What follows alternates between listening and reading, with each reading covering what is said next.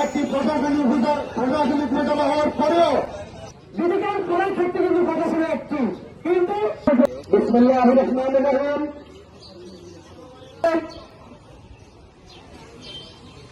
এই মানববন্ধনকে আমরা হাসপাতাল, আমরা এদের দেশে দাবি লক্ষ্য ততক্ষণ পর্যন্ত পৌঁছাতে না পারবো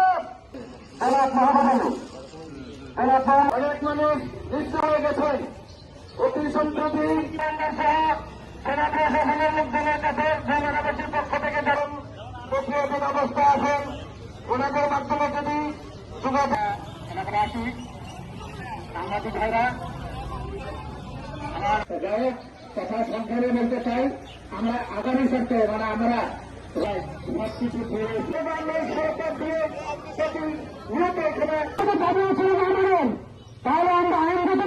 মানুষের মৌলিক অধিকারের মধ্যে পড়ে সে মৌলিক অধিকার হাসপাতাল, স্বাস্থ্য কমপ্লেক্স এখনো পর্যন্ত হয় নাই।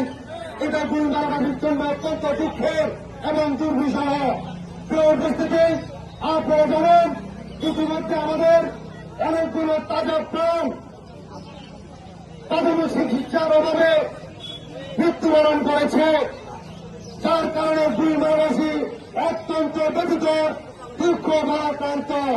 উপজেলাবাসীর সর্বস্তরের দাবি, সর্বস্তরের অধিকার এই ফায়ার সার্ভিস এবং হাসপাতাল হচ্ছে না।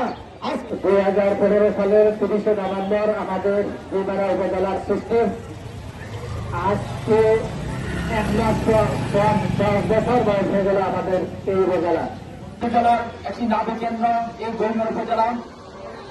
দেখতে দেখতে 1 দশক হয়ে গেল এই গোলমারা উপজেলার ঘোষণা। গোলমারা উপজেলা 2015 সালে স্থাপিত হলেও গুলবাগাবাসী অনেকদিন পর্যন্ত আমরা বাংলাদেশের নাগরিক যে অধিকার আমাদের, সেই অধিকার থেকে আমরা বলছি।